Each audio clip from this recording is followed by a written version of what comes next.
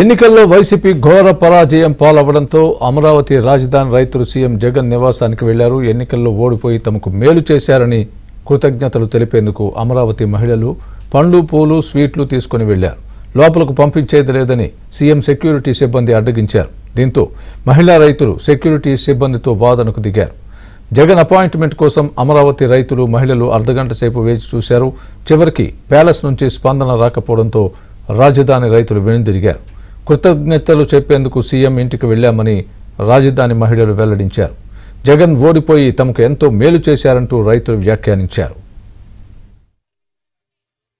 మరి అమరావతి తరపున స్వీట్లు, హాట్లు, పళ్ళు, ఆకులు, మరి పళ్ళు అన్నీ తెచ్చాం. ఎందుకంటే ఆయన మా నైబరు.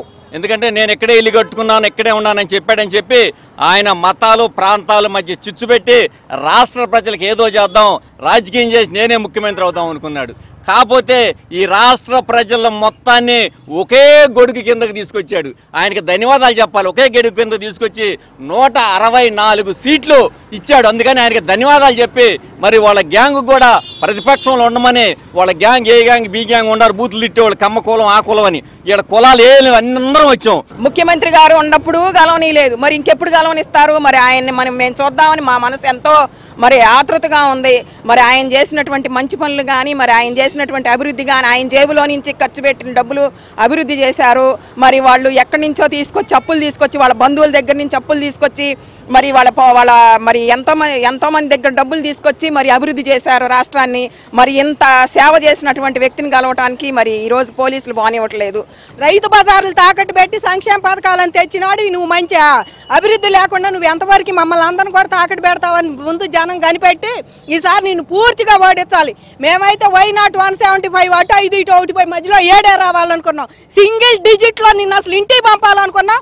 కానీ నువ్వు ఇప్పుడు అసలు కనీసం ముఖ్యమంత్రిగా కూడా ఏనాడు మా ఎంక చూశారు రోడ్డును పోతా 1632 రోజుల నుంచి ముఖ్యమంత్రిగా ఏనాడు ఒక మహిళను నువ్వు పరామర్శించారు. ఏంటమ్మా మీరు చచ్చిపోయారా, బతికారా, ఎందుకు కూర్చున్నారని ఇదిగో జుట్లు బీకటం, మీడియా ముందుకు వచ్చి ఎంటికలు బీకి నన్నేం చేయలేరు, నన్నేం బీకలేరు, పీకారు. ఇప్పుడు అందరు కలిసి మేము త్యాగమూర్తులు అవునా కాదా అని ప్రజాదరణ ముందు పెడితే ఆ 3 రాజధానులనే ఒకటి ఎజెండా, మరి ఒక రాజధాని అని ఒక ఎజెండా పెడితే అమరావతి రాజధాని అనే ఎజెండా మీద నీకు 11 సీట్లు, అవతల వాళ్ళకి మాకు 164 సీట్లు ఇచ్చి గెలిపించావు. ఇదంతా నీ పుణ్యమేనయ్యా. నీకు నేను ధన్యవాదాలు తెలియజేసుకోవడానికి ఇక్కడ దాకా రావడం జరిగింది. ఆ రోజు ముఖ్యమంత్రిగా ఉన్నప్పుడు కనీసం కలవటానికి కాదు కదా, మమ్మల్ని ఏంటమ్మా అని అడగటానికి కూడా ఏనాడు వచ్చిన పాపాన్ని పోలేదు అధికార పక్షంలో ఉండగా. ఈ రోజు ఎమ్మెల్యేగా అయ్యారు కాబట్టి ఎమ్మెల్యే క్యాండిడేట్కి మామూలుగా ఇంత సెక్యూరిటీ అయితే ఉండదు కదా అని చెప్పి మేము వచ్చి అడిగి కలిసే వీలుంటుందేమో అని కలవటానికి వచ్చామండి. మాకు త్వరలో అపాయింట్మెంట్ ఇప్పిస్తామంటున్నారు. ఇప్పించినప్పుడు మేము అందరం కలిసి వెళ్ళి ఆయన కృతజ్ఞతలు తెలియజేస్తామండి. 151 సీట్లలో 5 ఎగిరిపోయి 11 మిగిలింది. 151 సీట్లలో 5 ఎగిరిపోయి 11 మిగిలింది. ఈ రోజున 11 మందితో శుభ్రంగా ఆడుదాం ఆంధ్ర క్రికెట్ గమనికి వస్తారు.